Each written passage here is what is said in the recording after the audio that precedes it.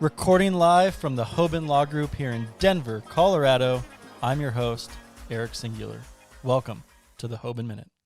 Coming at you like a 1969 Tom Seaver fastball against the Baltimore Orioles in the World Series. We're here in the Hoban Law Group office in downtown Denver, Colorado. This is the Hoban Minute, and I'm with Bob Hoban. Bob, last week we had I guess you would call it a civic discourse on how the issue of cannabis, hemp, and commercial marijuana falls along political lines, and more specifically the political divide here in the U.S. And it was really a conversation that stayed with me for the past week because it goes so much beyond conservative and liberal.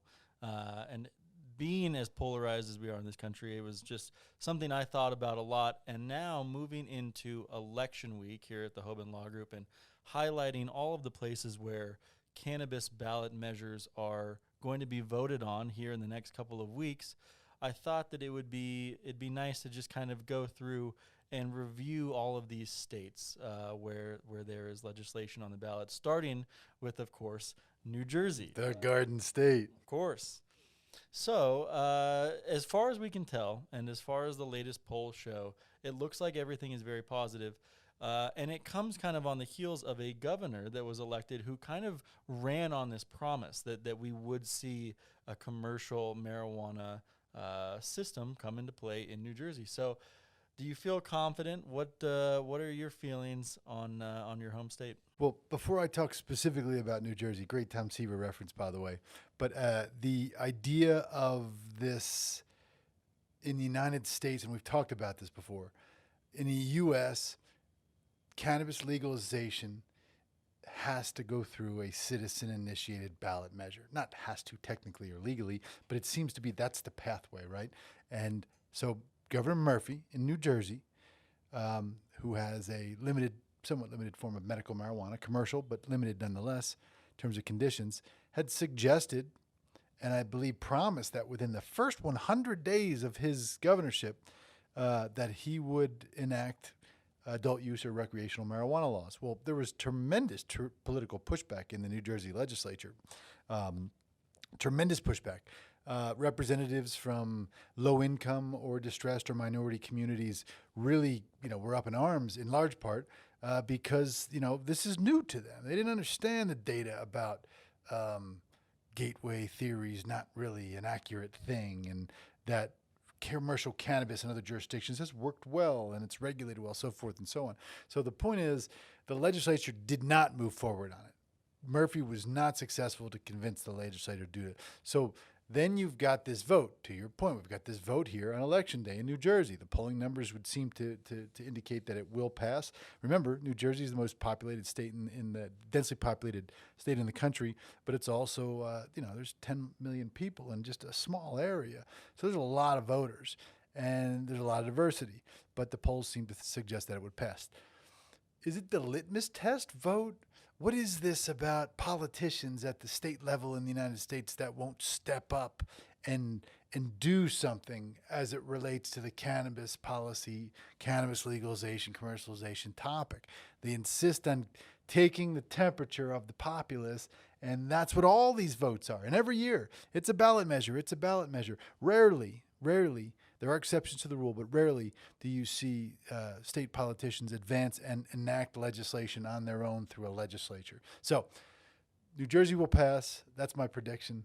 And it is the Garden State, after all, as we talked about.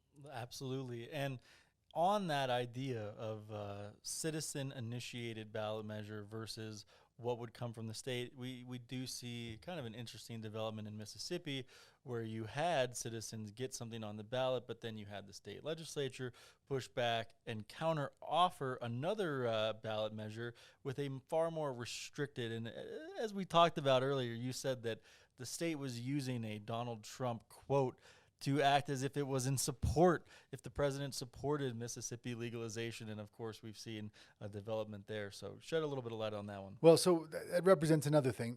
When I say citizen-initiated ballot measures, I just want to be clear that there's an initiative process that is citizen-initiated. There's referendums too. So in other words, some state legislators can say, here's the issue. Now I want you to vote on it. And that occurs as well.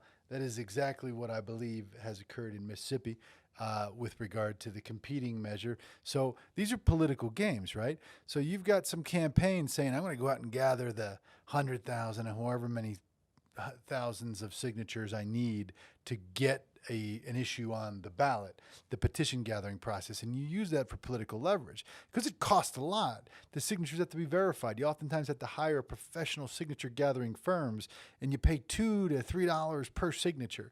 So it's a costly endeavor. At the end of the day, it's easier if you can get the legislature to do something. In this case, they said, well, stop with that.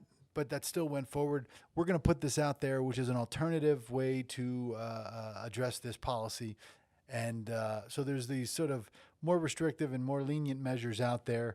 But I never see that as a bad thing, Eric. I think you got to crack the door open. You still got to show people that this works. It's just because we know it and people within the industry know that this has not had adverse impact on children and society and jobs and economy. In fact, to the contrary, they don't know that. Why would they know that? And you don't always trust the information that you get coming from the industry. So Mississippi was interesting. And to your point about the president has come out publicly in the past and say things like, I think I support medical marijuana. That's not a quote, probably not even close to the quote, but that's a sentiment, right? And then you've got this other notion of, I think the states should determine it.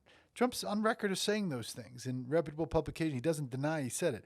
So the Mississippi campaign has taken that and said, well, Donald Trump supports, medical marijuana legalization in Mississippi. And the Trump campaign said, cease and desist. Donald Trump did not say anything about Mississippi. So we'll see how that plays out or if that has an influence. But it just goes to show in Mississippi, if Donald Trump supported medical marijuana legalization, a lot of people would vote for it. In another state, New Jersey, if Donald Trump supported medical marijuana or marijuana legalization, people would not vote for it.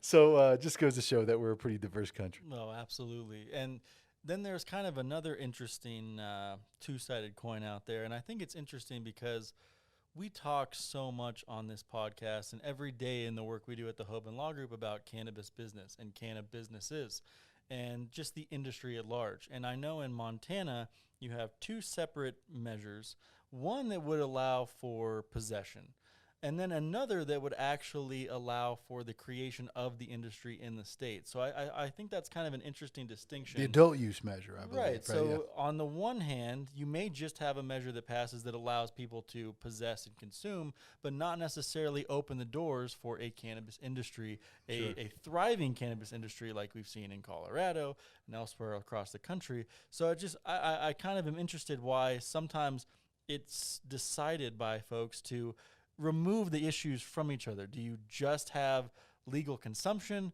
Do you have the industry? Why not put it all? I mean, I think in Colorado, we got used to an all-in-one measure where it was the possession, consumption, and then the growth of this amazing industry that's brought in billions of dollars to the state.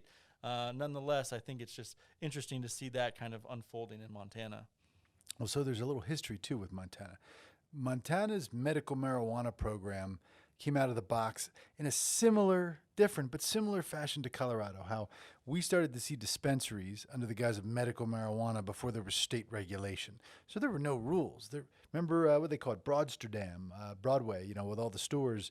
And, there's still a lot of them today, but it was, very dense with store after store after store. The point is that the same kind of thing on a different scale happened in Missouri under the medical marijuana program, and people went, holy smokes, this is not what we signed up for. It made people nervous. It made politicians nervous. And let's not forget, even though there is a strong Democratic presence, it's a very Republican conservative state. So I think that's reflective of the alternative choices. Adult use cannabis. There's a good chance that it passes. It'll be close, but there's a chance. The other one, which is, well, let's just, decriminalize it in a certain respect. It's somewhat reflective of what the Biden campaign's promised, right?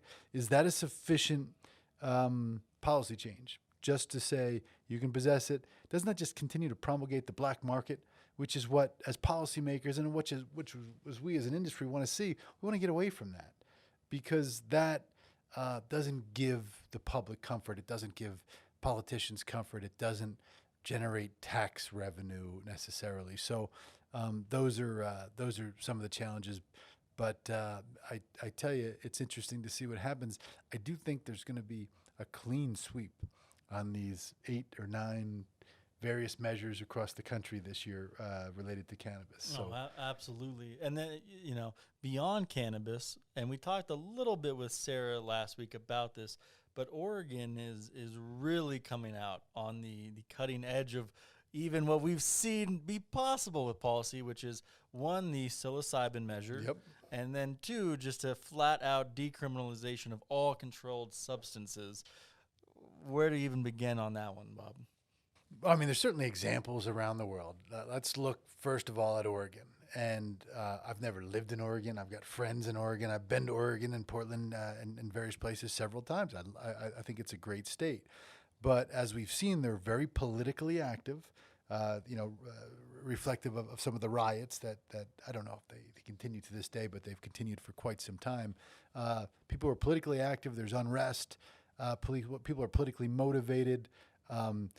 There's stereotypes like the show Portlandia. I don't know if you've ever seen that. That'll give you a glimpse of how people would portray folks from that area. So they drive this forward, and they looked at it and they said, well, there's too many criminal repercussions for keeping completely illegal psilocybin, certainly, but all drugs. And there's models out there for decriminalizing.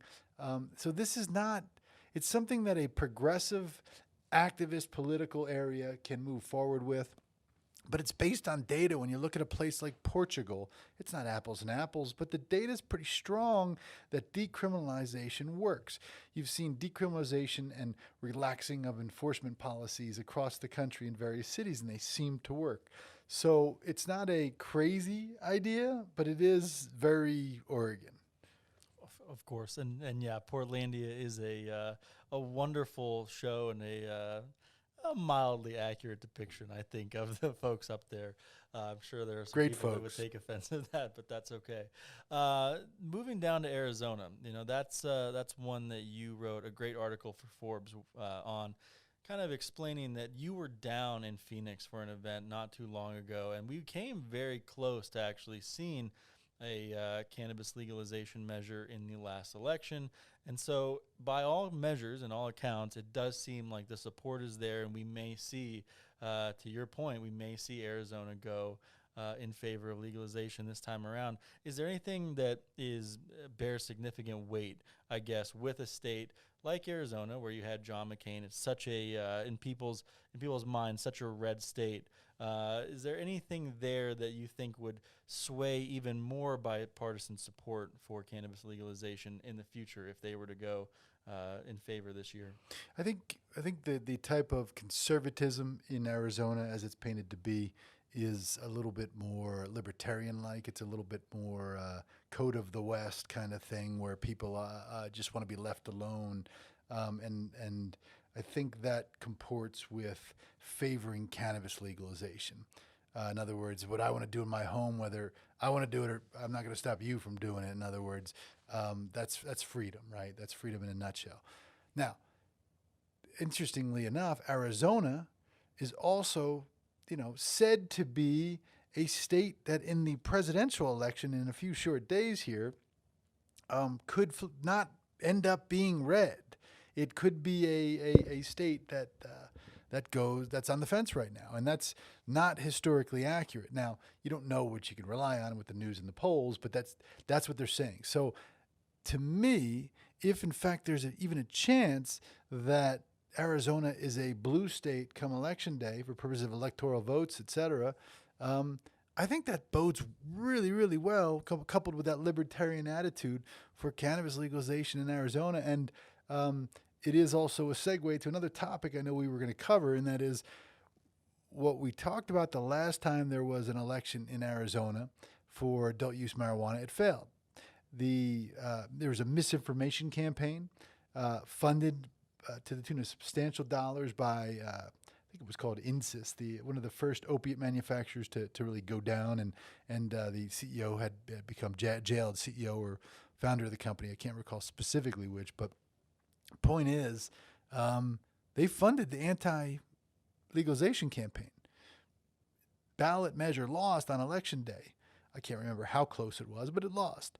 That opposition exists, but not in that well-funded fashion right now. So it's interesting to see what will happen. Now, also this week, as it relates to opioid manufacturers, there were several settlements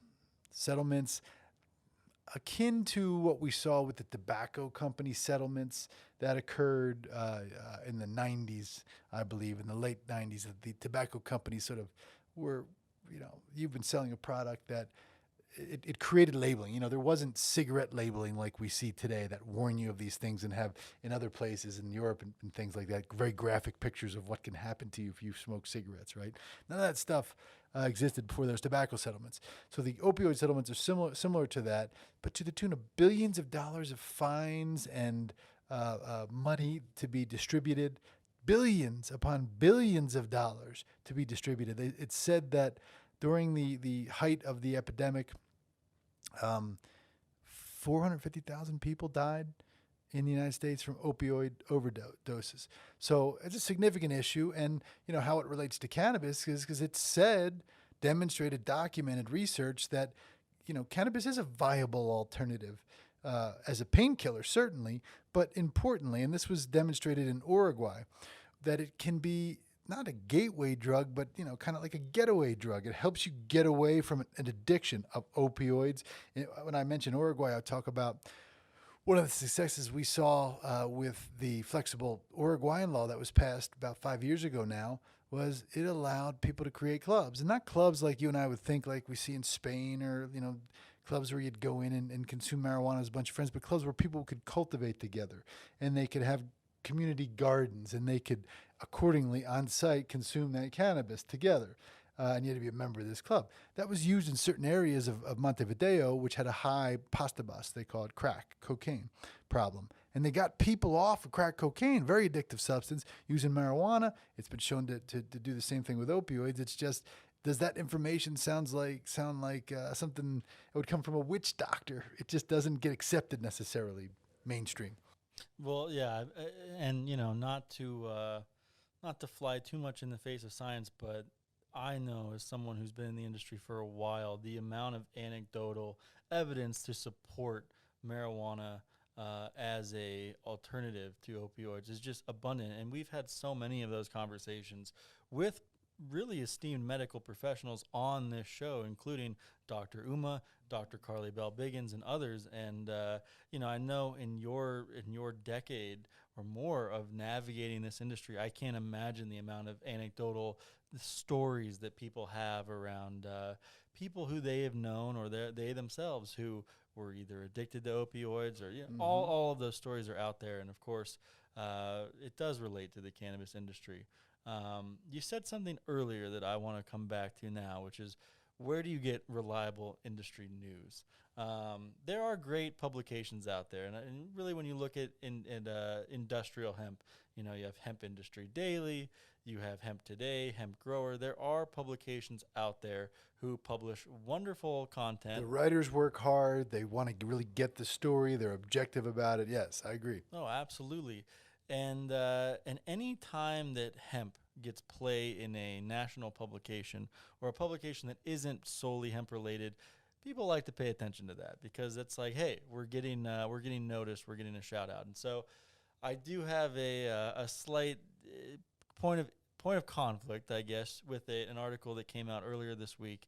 It basically was saying that the hype around hemp has proven to be just that. It's just hype, and that hemp has failed us. And this isn't the first article that was published in 2020 by this publication, which is on the national platform, and really a politically charged magazine that has kind of spread this message that hemp offered a wonderful promise. We talked about this when we spoke with Patrick and Garrett earlier today, that The purpose of the 14 and 18 Farm Bill was to establish a new agricultural commodity, something to help the rural parts of our country and the farmers and small businesses out there who are kind of hurting, and that this was an offer for something that we knew had a lot of potential, but we didn't know exactly what it was going to look like. And so for me, as somebody who works and breathes in this industry all the time, to see an article come out that you're going to have millions of Americans who do not read Hemp Industry Daily, Hemp Today, Hemp Grower, etc., they see this article and they're like, oh, this hemp thing, it was what we thought it was all along. It was just a guise for marijuana, Sure. and it's not very successful. I think flies in the face of actual good information, because by all accounts, we do have a thriving industry here in the United States. I think what's interesting and what I've kind of drawn a lot of attention to in recent weeks is we saw for the first time this year a decrease in overall acreage cultivated here in the United States. And on the surface, you would think, okay, so we had about a 20% growth rate for the last 5 years. What happened? Was it COVID? What was the real factor that played in this year? Is it just that people are losing hope in hemp? I don't see it that way at all. I think that we know, and there is a well-documented oversupply problem for the cannabinoid CBD. And a lot of the folks who grew for CBD in the last couple of years, the folks who believed that they would make millions of dollars for growing a couple of acres, those people have learned that that was not the case. More than likely they were burned, or the alternative, and we've both talked to these people, there are people who are sitting on thousands of pounds, tons and tons and tons of biomass, and they just cannot sell it because they'd be selling it at a loss, or there just is simply no buyers for that product right now. Now, on the flip side of that figure, that the acreage has gone down in this country, the acreage has actually increased for the industrial uses of the crop. More people are growing for grain and for fiber. They weren't growing for those industries or for those verticals a couple of years ago because there was no processing infrastructure for that.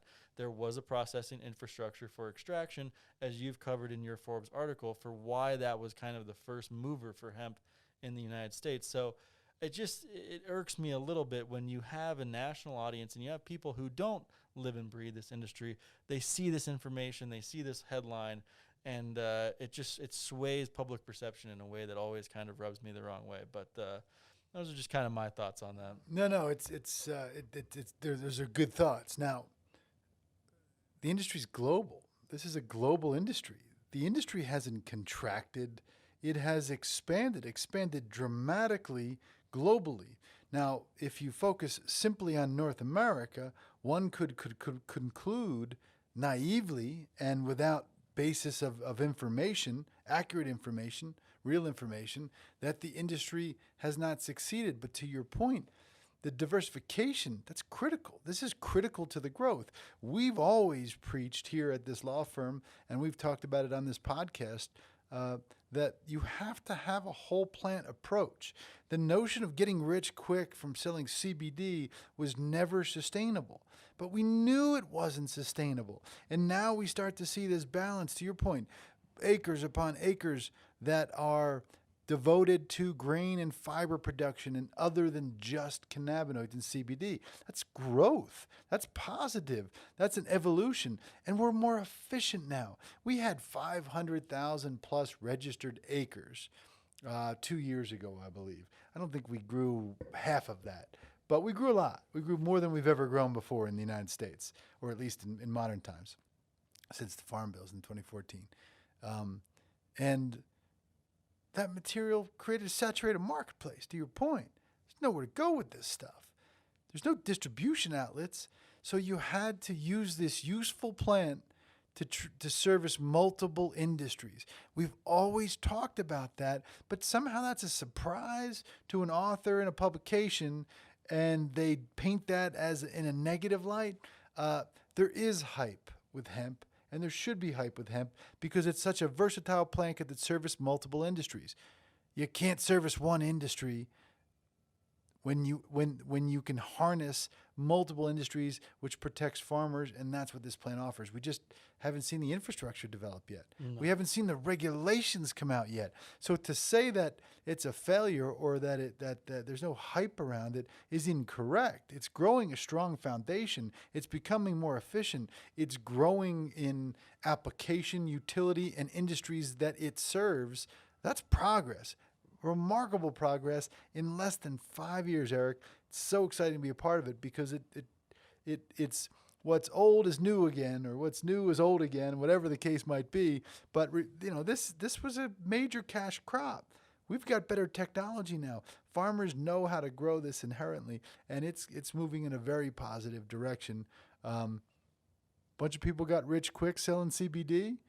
That was never sustainable, and you can't call that out as representing a failure of an industry, because that's just inaccurate. And again, it's surface and naive. No, absolutely. And I'm glad you did bring up that this is international scope. And if you really need further proof of that, look at Ecuador, which we just recently had that little webinar that we did, which is now... Their regs came out just 2 days ago. Exactly. And Luis Armendariz, the Hoban Law Group attorney and practice leader, he shared some information about that. And you and I will be speaking at a similar event for Mexico next week. So it is global in scope. It's by no means a failure. And really, talk to farmers. I think that's what I would say. We did see kind of an interesting study that came out this week as well, which was just a Gallup poll that we had kind of a major change, a major shift in the public perception of which industries are the most important. This was undoubtedly impacted by COVID. We talked so much about essential business designation on this show, but think about how much people over the last 6 months have reevaluated what is extremely important to them. It was pretty important when you could not get toilet paper at the grocery store. Certain things that maybe were extremely important 6 months ago are not as important today. And what was interesting in this study is that farming is now taking the number one place for what people consider important. Just that recognition that is, at the end of the day, where our food comes from. Mm-hmm. There's a famous kind of saying and I think a tagline for an organization out there, but if you ate today, thank a farmer. That's where that comes from, is this idea that it's something we kind of take for granted. But in this time when we've had a lot of time and space to reflect on what is important in our world, farming is huge. I still believe that hemp offers this wonderful rotational crop alternative, sustainable alternative to the other crops that our farmers are out there cultivating and producing year over year. And let's not sell the industry and the potential short before we really have a better idea. So, with all that being said, I think it's going to be, despite all of the shortcomings of 2020, and believe me, there are a lot of people out there who love to just go on and on about how this has been the worst year of all time. It's been a recalibration year. And it's great to see cannabis on the ballot, marijuana legalization efforts. Hopefully we'll get another green wave, as you kind of indicated, and give hemp a chance, is all I'll say. A little nod to John Lennon there. All we are saying is give hemp a chance. Thank you for listening to this episode of the Hoban Minute. Do you have any ideas for episode topics or guests? We would like to hear from you. Reach out to us at media@hoban.law and stay tuned for more on the Hoban Minute.